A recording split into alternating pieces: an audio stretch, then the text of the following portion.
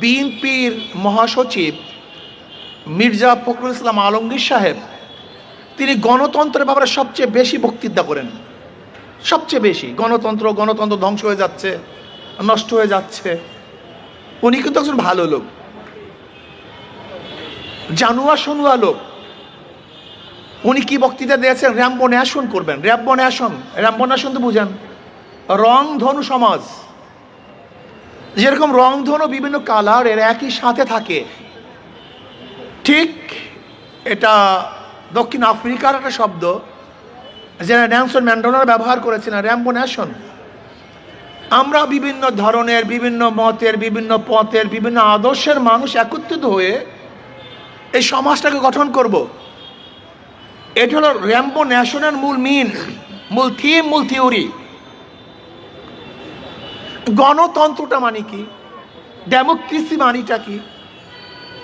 Socrates এই ঈসাই সালের 2500 বছর আগে স্টেট কিভাবে সৃষ্টি হয়েছিল, মানুষকে কিভাবে মুক্তি দেওয়া যায়, শান্তি দেওয়া যায়,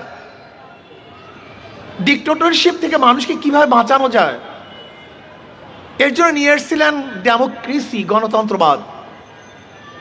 যেই গণতন্ত্রবাদের মধ্যে থাকবে মানুষের অধিকার, যেখানে থাকবে বিরোধী দল।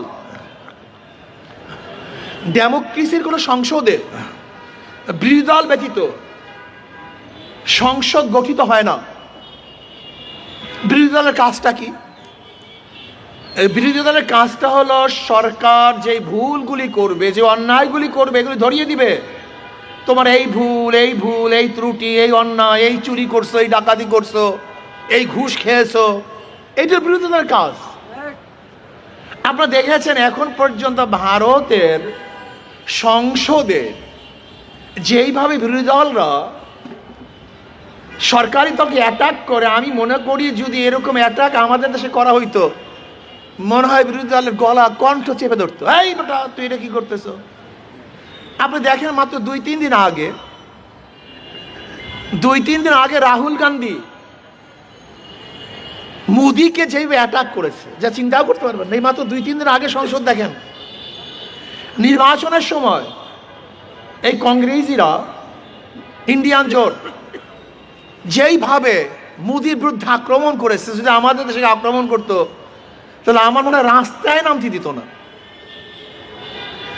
আজকে তো আমরা বিএনপির বিরুদ্ধে মিথ্যে একটা কথাও বলছি বলে আমি জানি না, শুধু বিএনপির লোকজন ওটা চাঁদাবাজি করে সেইটা প্রকাশ করার কারণে সব জায়গায় চরমনের বদনাম করতেছে। আমরা বলেছি বিএনপির লোকজন চাঁদাবাজি করে, এটা ভিরান, এটা ঠিক না। আমরা বলেছি যে দখলদারি করে, আমরা বলেছি বিএনপির লোকজন নিজেরা খুন করে, আমরা বলেছি ছাত্রদলের লোকগুলি ছাত্রদলের লোককে হত্যা করে, আমরা বলেছি ছাত্রদলের লোক যুব দলের লোককে হত্যা করে, আমরা বলেছি ভোলার তজিমুদ্দিনে স্বামীকে বেঁধে রেখে বিএনপির লোকজনগুলি ধর্ষণ করছে, আমরা বলেছি বগুড়ায় এক বিএনপির লোক মেয়েকে প্রস্তাব দিয়েছে বিবাহ করার জন্য, বাবা রাজি না হওয়ার কারণে মেয়ের সামনে বাবাকে হত্যা করছে, আমরা বলেছি বিএনপির লোকজন চাঁদা না দেওয়ার কারণে যুবককে মার সামনের থেকে তুলে এনে হত্যা করছে, আমরা বলেছি বিএনপির লোকজনের চাঁদাবাজির খবর প্রকাশ করার কারণে সাংবাদিকের মাথা থেতলে দিয়েছে, আমরা দেখেছি বিএনপির লোকজন স্কুলের হেডমাস্টার বা ওস্তাদরা কথা না শোনার কারণে অপদস্থ অপমান করে প্রতিষ্ঠান থেকে নামিয়ে দিয়েছে,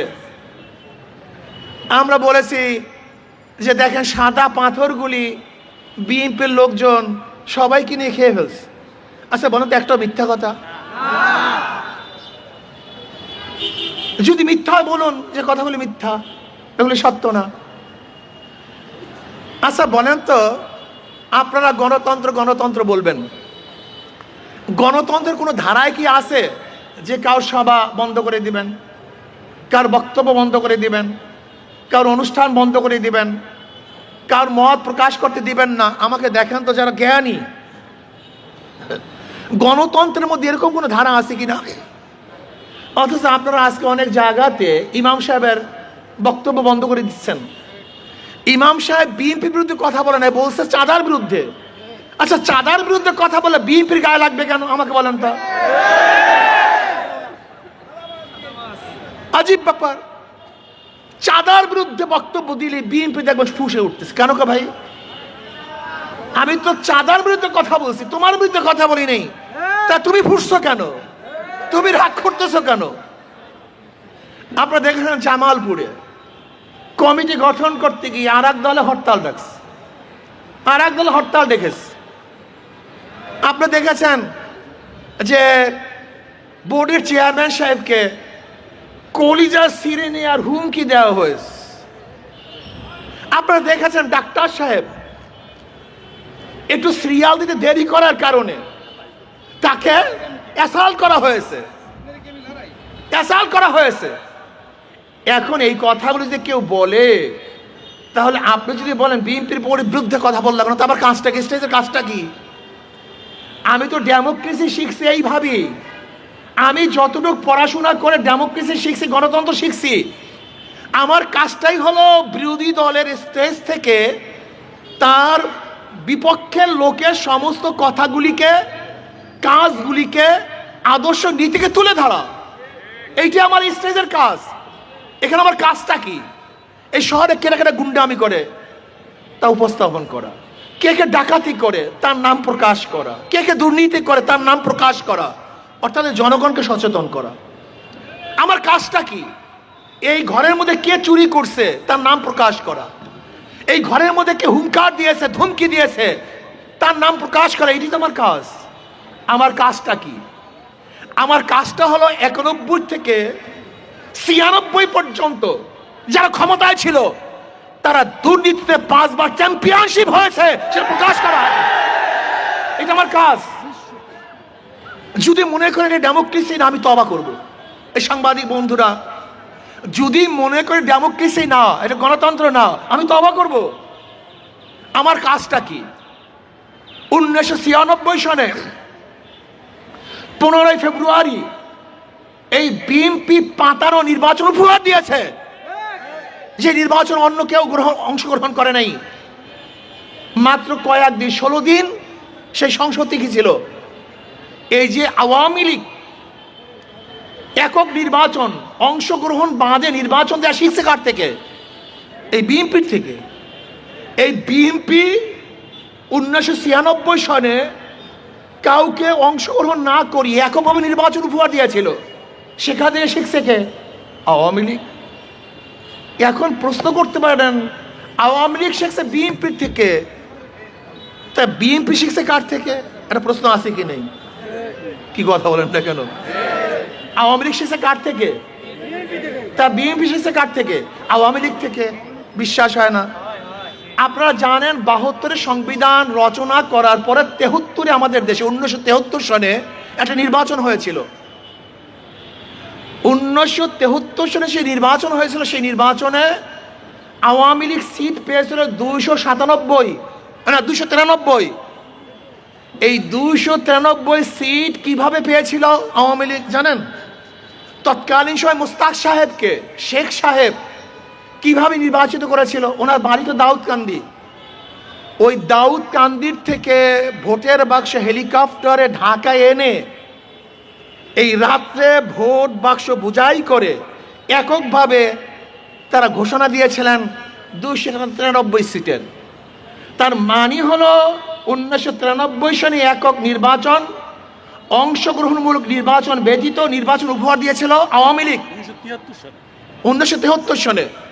সেখান থেকে শিখছে বিএনপি, বিএনপি থেকে শিখছে, জোরে বলেন, তার মানিটা কি? এরা একই গাছের দুই ডাল, একই গাছের দুই ফল। বিশ্বাস হয় না? 2024 5ই আগস্টের আগে ওই স্থানে যারা চাঁদা তুলতো তারা এখন নাই, কিন্তু ওখানে চাঁদা ঠিকই আছে, আর এক দল চাঁদা শুরু করছে। 2024 5ই আগস্টের আগে যে হাতগুলি জুলুম করত, অত্যাচার করত, খুন করত, চুরি করত, ডাকাতি করত, সেই হাতগুলি পরিবর্তন হয়ে এই কাজটা আরেকজন শুরু করেছে। কিন্তু জুলুমের বন্ধ হয়নি, খুনের শুধু হাত চেঞ্জ হয়েছে। আমরা আওয়ামী লীগের সময় বক্তৃতা শুনেছি, মৌলবাদী মৌলবাদী ঠেকাও। জয় সাহেব বক্তব্য দিয়েছেন, মৌলবাদীর উত্থান হচ্ছে, মৌলবাদীদেরকে ঠেকাতে হবে। এখন একই বক্তব্য মনে হয় আর একজনে দিচ্ছে নাকি ভাই? নাম জানেন নাকি সে ব্যক্তিকে? কেটা জানি ভাই? ও আচ্ছা, তারেক সাহেব। ও তারেক সাহেব বক্তব্য দিয়েছে মৌলবাদী ঠেকাও, জয় বক্তব্য দিয়েছে মৌলবাদী ঠেকাও, তারেক বক্তব্য দিয়েছেন। ওই দেখছেন, শুধু জবানের সেন্স, বক্তৃতার কোনো সেন্স নেই। জীবনভর আওয়ামী লীগের আমার ধর্মরা, ধর্ম ব্যবসায়ীরা, শোনেন নাই বক্তৃতা? এখনো কি শুনতেছি? ধর্ম ব্যবসায়ীরা। তার মানে বক্তৃতা ঠিকই আছে, শুধু জবান সেন্স, কথাটা বুঝাতে পারিনি। তখনও ধর্ম অন্ধ, এখনো ধর্ম অন্ধ। তার মানিটা কি? তার মানিটা হলো মুদ্রার এপিট ওপিট, এদের মধ্যে কোনো পার্থক্য নেই। আমাকে সেদিন এক সাংবাদিক প্রশ্ন করেছেন, হুজুর বিএনপির এত ভোট, এত সংগঠন, আমি বললাম বিএনপির তো কোনো ভোট আমি দেখি না। কি বলেন হুজুর? আমি বললাম না। কিভাবে? আমি বললাম এই ভোট এক সময় ছিল মুসলিম লীগের, এক সময় ভোট ছিল কাদের? পরিবর্তন হয়ে ভোট আসছে আওয়ামী লীগের, আওয়ামী লীগ পরিবর্তন হয়ে আসছে বিএনপি, বিএনপি পরিবর্তন হয়ে আসছে জাতীয় পার্টি, জাতীয় পার্টি পরিবর্তন হয়ে জোট। তার মানে ভোট পরিবর্তনশীল। ভোট কোনো এক জায়গায় সিল মারা না, ভোট কাউর কেনা গোলাম না। এই ভোটাররা কারোর কাছে নেকা বসে না, গোলামি করে না। ভোটাররা ভোট কেন দেয়? শান্তি পাওয়ার জন্য। ভোটাররা ভোট কেন দেয়? মুক্তি পাওয়ার জন্য। আমাকে অনেকে প্রশ্ন করে, ভাই আওয়ামী লীগের তো অনেক ভোট আছে, যদি লিডাররা পালিয়ে গেছে, কিন্তু ভোটাররা তো পালায় নাই। যদি আওয়ামী লীগ অংশগ্রহণ না করে ভোটটা পাবে কে? আমি বললাম ভোটটা কি পাবে আপনি জানেন না? না তো। আমি বললাম যাদের মাধ্যমে তারা নিরাপত্তা পাবে, শান্তি পাবে, মুক্তি পাবে, জানমালের গ্যারান্টি পাবে, যাদের মাধ্যমে চাঁদাবাজি হবে না, লুণ্ঠন হবে না, ধর্ষিতা হবে না, গুন্ডামি হবে না, মাস্তানি হবে না, চুরি হবে না, ডাকাতি হবে না, অবৈধভাবে খুন হবে না, তাদের কি তারা ভোট দিবে? আপনারা ভাববেন না যে অমুককে ভোট দিয়ে দেবে, ভুল। আমাকে অনেকে প্রশ্ন করছে হিন্দুরা কাদেরকে ভোট দিবে? আমি বলি হিন্দুরা দুইটা জিনিস চায়। হিন্দুরা কয়টা জিনিস চায়? দুইটা জিনিস। সংখ্যালঘু আমাদের বাংলাদেশে যারা আছে, যদি আমি সংখ্যালঘু বলতে চাই না, তারা বাংলাদেশের নাগরিক ধরে না, আপনাদের ভাষা অনুযায়ী সংখ্যালঘুরা দুইটা জিনিস চায়, ধর্মীয় স্বাধীনতা এবং জানমালের নিরাপত্তা। ধর্মীয় জানমালের। আচ্ছা বলেন তো, যেই ব্যক্তি কোনোদিন জুলুমই করে না, সে হঠাৎ জুলুম করবে কিভাবে? যেই ব্যক্তি কোনোদিন চুরি করে না, সে ব্যক্তি চুরি করবে কিভাবে? যেই ব্যক্তি কোনোদিন অত্যাচার করে না, তারা অত্যাচার করবে কিভাবে? যারা অত্যাচারী তারা অত্যাচার করবে, যারা জালেম তারাই জুলুম করবে, যারা খুনি তোমাকে হোক আর একজনকে খুন করবেই করবে। কিন্তু যারা অত্যাচারী না, জুলুম করে না, অন্যায় অবিচার করে না, তারা কাউর উপরে জুলুম অত্যাচার করতে পারে। সমস্ত সংখ্যালঘুরা দেখবে কাদের মধ্যে অত্যাচারী নাই, কাদের মধ্যে জালেম নাই, কাদের মধ্যে খুনি নাই, কাদের মধ্যে চোর নাই, ডাকাত নাই। যেই দলের মধ্যে দুর্নীতিবাজ, ডাকাত, চোর, বদমাশ আছে, কোন সংখ্যালঘু তাদেরকে ভোট দিবে না। ওরা জানে ইসলাম এমন এক আদর্শ যে প্রত্যেকটা ধার্মিকের ধর্ম পালনের সুযোগ ইসলামের মধ্যে আছে, স্বাধীনভাবে ধর্ম পালন ইসলামের মধ্যে আছে। যদি কোনো ব্যক্তি নিরাপত্তা প্রদান করতে পারে, একমাত্র ইসলামই পারে, অন্য কোনো আদর্শ কোনো মানুষের ব্যক্তি নিরাপত্তা প্রদান করতে পারে না। আমি বিশ্বাস করি ইসলাম যদি বরিশাল থেকে ক্ষমতায় যায়, তাহলে আমি বিশ্বাস করি বরিশালের প্রত্যেকটা সংখ্যালঘু ব্যবসায়ীরা সবচেয়ে বেশি নিরাপত্তা লাভ করবে। সবচেয়ে বেশি আমাদের প্রত্যেকটা হিন্দু, বৌদ্ধ, খ্রিস্টানদের জানমালের নিরাপত্তা প্রদান করা হবে। আমি সেই দিন এক সিলেটের বক্তৃতা করেছিলাম হিন্দু অধ্যুষিত এলাকায়। আমি বললাম, দেখেন, আপনাদেরকে ভুল বোঝানো হচ্ছে ইসলাম সম্পর্কে। ইসলাম কি জিনিস? ইসলাম এমন একটা জিনিস যেখানে আমভাবে সাধারণভাবে সবার জন্য বিচারকে সমান করে ফেলেছে। যেরকম কোনো মুসলমান যদি মুসলমানের ঘরে চুরি করে তার বিচার হবে, ওই মুসলমান যদি হিন্দুর ঘরে চুরি করে তাহলে বিচার হবে না? একই বিচার, কোনো পার্থক্য নেই।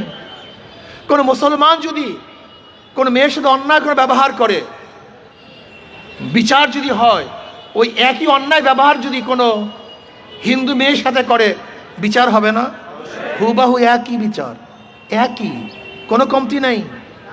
বিচার সবার জন্য সমান, নিরাপত্তা সবার জন্য সমান। এর জন্য আমি বলবো, এ আমার বরিশালের বাবারা, আমার বরিশালের ভাইয়েরা, জীবনভর বহু জায়গায় ভোট দিয়েছেন, গুন্ডামি, মাস্তানি, পরিবর্তন হয় নাই, শান্তি পান নাই। আমি আপনাকে অনুরোধ করবো, একটা বার ইসলামকে পরীক্ষা করুন। একটা বার ইসলামকে পরীক্ষা করুন। বারবার পরীক্ষা দিয়েছে, বারবার। দেখবেন এখন বিএনপির লোকজন সবচেয়ে বেশি জিয়াউর রহমান সাহেবের আদর্শ কথা বলে। এই জিয়াউর রহমান সাহেবের আদর্শের উপরই তো মানুষ সত্তার সাহেবকে ক্ষমতা নিয়েছিল। এই জিয়াউর রহমান সাহেবের আদর্শের উপরেই তো মানুষ 91-তে খালেদা জিয়াকে ক্ষমতায় বসিয়েছিল। এই জিয়াউর রহমান আদর্শের অনুযায়ী তো মানুষ 2001-এও বিএনপিকে আবার ক্ষমতা নিয়েছিল। কিন্তু সত্তার সাহেব 2001 থেকে 2007 পর্যন্ত এবং 91 থেকে 96 পর্যন্ত কি উপহার দিয়েছেন বাংলাদেশের মানুষ এখনো ভুলে যায় নাই। কাজে জিয়াউর রহমান সাহেবের আদর্শ বলে দ্বিতীয়বার মানুষ ভোট দিবে আমার মনে হয় না। আপনি কি আদর্শ দেখিয়েছেন? দেখবেন বিএনপি, খুব ভালো মতো লক্ষ্য করবেন, বিএনপি 1991 থেকে 96 ক্ষমতায় ছিল না? কিন্তু দেখবেন কোন বক্তারা 1991 থেকে 96 পর্যন্ত আমরা এইটা করেছি সেইটা করেছি, কোনো বক্তব্য আসবে না। শুনি নেন আপনারা? আচ্ছা, 2001 থেকে 2007 পর্যন্ত বিএনপি ক্ষমতায় ছিল না? কিন্তু আমাকে দেখাতে পারবেন না কোনো বক্তা আমরা 2001 থেকে এই করেছি, আমরা ওইটা করেছি। কোনো বক্তব্য দেবে না। শুধু বক্তব্য কি? জিয়াউর রহমান সাহেব এইটা করছেন, জিয়াউর রহমান সাহেব এইটা করছেন, জিয়াউর রহমান সাহেব এইটা করছেন। হ্যাঁ, জিয়াউর রহমান সাহেব এইটা করছেন তো বারবার ভোট দিয়েছে। ভোট দেওয়ার পরে তোমরা কি করছো সেইটা বলো। তুমি কি দেখিয়েছো সেইটা বলো। তোমরা কি দেখিয়েছো? আমরা দেখেছি যে তোমরা দুর্নীতিতে দেশকে 5 বার চ্যাম্পিয়নশিপ করেছো। 1 বার না, 2 বার না, 5 বার চ্যাম্পিয়নশিপ করেছো দুর্নীতিতে বাংলাদেশ। তোমরা কি করেছো? ক্ষমতায় যাওয়ার আগে নিজেদের মধ্যে দেশ শুরু করে হত্যা করেছো। ক্ষমতা যেতে পারো নাই, ক্ষমতায় না যাওয়ার আগে এইটা বন্ধ করে দাও, সেইটা বন্ধ করে দাও। যদি ক্ষমতায় যান তাহলে বাংলাদেশের অবস্থাটা কি হবে ওই আল্লাহই ভালো জানেন। মনে হয় তাদের বিরুদ্ধে কথা বলা যাবে না, কেউ নামতেও পারবে না। তবে জনগণ এত সচেতন আমি চিন্তাও করতে পারি না। এত সচেতন জনগণ, আলহামদুলিল্লাহ। প্রত্যেকের হাতে মিডিয়া, প্রত্যেকে দেখে, এমনকি রিক্সাওয়ালা, ঠেলাওয়ালা, আমি বহুতভাবে পরীক্ষা করে দেখছি জনগণ খুবই সচেতন। যারা দুর্নীতি 5 বার চ্যাম্পিয়নশিপ হয়েছে, আগামীতে কমপক্ষে দুর্নীতিবাজদেরকে বাংলাদেশের জনগণ আর ভোট দিবে না। আমি বিশ্বাস করি একটা বার ইসলামকে পরীক্ষা করেন। কয়টা বার? একটা বার। ওদেরকে বারবার পরীক্ষা করেছেন, বারবার ফেল করেছে। আমাদেরকে এখনো পরীক্ষা করেন নেই। একটা বার পরীক্ষা করতে অসুবিধাটা কোথায়? শুধু একটা বার পরীক্ষা করুন। একটা বার যদি ফেল করি তাহলে দ্বিতীয়বার পরীক্ষার হলেই ঢুকবো না ইনশাআল্লাহ। একটা বার পরীক্ষা করুন। ইসলামকে একবার ক্ষমতায় নেন, রাজি আছেন না ইনশাআল্লাহ? আমার ছাত্র বন্ধুরা রাজি আছেন ইনশাআল্লাহ? সাধারণ মানুষরা রাজি আছেন ইনশাআল্লাহ? আশা করি ইনশাআল্লাহ আপনাদের সাথে ধোকামি করা হবে না, ছয়চাতুরি করা হবে না, ওয়াদার খেলাফ করা হবে না। আসুন আমরা সমৃদ্ধভাবে আগামীতে ইসলামকে ক্ষমতায় নেওয়ার জন্য সর্বোচ্চ চেষ্টা করি। আল্লাহ আমাকে এবং আমাদের সবাইকে ইসলামের পক্ষে থাকার তৌফিক দান করেন। শেষ আর একটা কথা, যারা নৌকা নির্বাচন করে নৌকা চালাতে পারে না, যারা ধানের শীষে নির্বাচন করে নিজেরা ধান কাটতে পারে না, যারা নাঙ্গলে নির্বাচন করে নিজেরা নাঙ্গল বইতে পারে না। নৌকা গরিবদের প্রতীক, ধানের শীষ গরিবদের প্রতীক, নাঙ্গল গরিবদের প্রতীক, কিন্তু যারা নির্বাচন করে একজন গরিব না। তার মানে ধোকার সাথে, তাদের কথার সাথে মার্কার সাথে ধোকামি আছে। কিন্তু যারা হাত পাখায় নির্বাচন করে, যে নির্বাচন করে সেও হাত পাখা চালাতে পারে, যারা সমর্থন করে তারাও চালাতে পারে। হাত পাখা দরকার হিন্দুদের, হাত পাখা দরকার খ্রিস্টানদের, হাত পাখা দরকার মুসলমানদের, হাত পাখা প্রয়োজন বড়দের, হাত পাখা প্রয়োজন ছোটদের, হাত পাখা প্রয়োজন ধনীদের, হাত পাখা প্রয়োজন গরিবদের, হাত পাখা পুরুষদেরও প্রয়োজন, মহিলাদেরও প্রয়োজন। কেউ কার মার্কা নিয়ে বুকি নিয়ে ঘুমায় না, কিন্তু ঘুমের সময় একটা মার্কাই বুকের উপরে থাকে, সেই মার্কাটার নাম হাত পাখা। কারেন্ট ফেল করে, হাত পাখা ফেল করে না। হাত পাখা সবাইকেই শান্তি দেয়। আমি বিশ্বাস করি হাত পাখা যদি বিজয় হয়, এই জাতি বিজয় হবে, সমস্ত মানুষ শান্তি পাবে। কাজে আল্লাহ আমাকে এবং আমাদের সবাইকে সৎ পথে, ইসলামের পক্ষে, সঠিক পথে থাকার তৌফিক দান করেন। আল্লাহ।